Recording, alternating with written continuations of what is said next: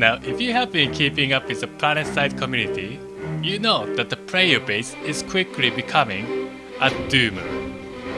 It all started when the lead developer quit last year and the game's update cycle slowed down. Influencers soon jumped out of the ship. Much of the colony was abandoned. Server hamsters are convulsing in agony. And now people are going around saying that the game is dying.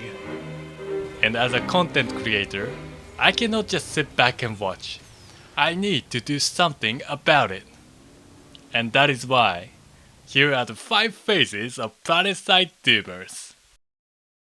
Guide.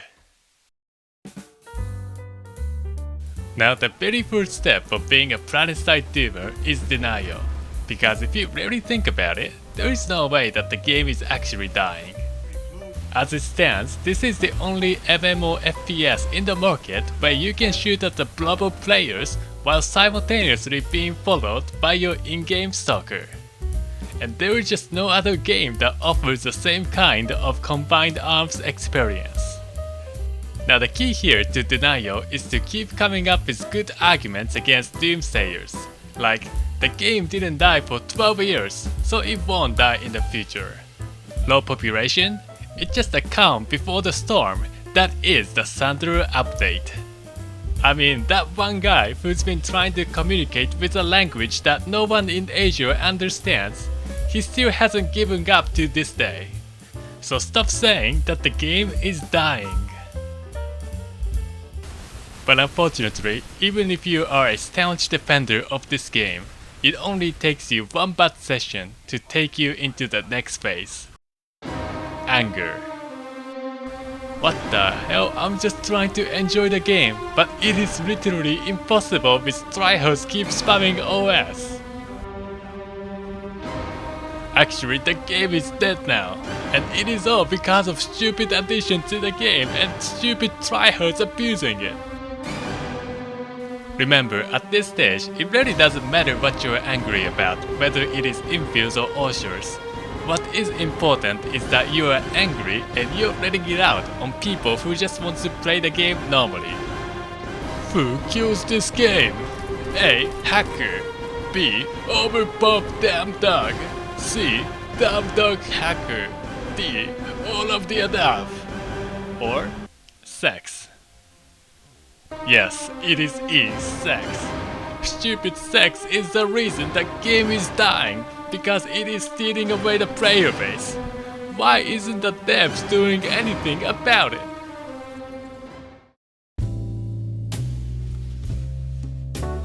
But despite of all the anger, despite of all the raging reviews, here you're still playing the game. Because it is still your favorite game. And this brings you to the bargaining phase. Negotiating so that the game doesn't actually die. Please just merge the servers. I would literally buy every single commissioner skins for that to happen. Please, I promise I will stop complaining about Osher the second it opens. So please just keep the lights on. Please, all you have to do is to rework Infiltrators, anti-cheat, map design, flight control, nanite economy, new player retention and everything else, and the game will be financially stable for more years to come. And now while you're at it, make sure to post all your suggestions on social medias so it can actually reach the devs and put into action to save the game. But unfortunately, user feedbacks has no place in video game industry. And it is just a matter of time before you realize it is over. I mean, just last month we lost 61 players before getting 24 players back for some reason. It's a dead game. And now the game's IP was sold. You know what this means. The game won't even last another 10 more years. I have absolutely zero evidence to back this up, but apparently the game is getting shut down soon. It is all over. But only when you go through all these doomer phases can you finally reach the final step, acceptance. because all games will eventually fall out and die. It is honestly a miracle that the game of this age is still around and is still to receive some updates. I mean, if you log on active servers of weekend peak hours, you can still find a big fight in almost filled out continent.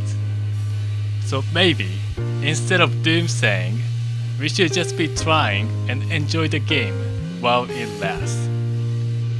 And this brings me right into the conclusion. And in conclusion, you can just completely forget about everything I just said.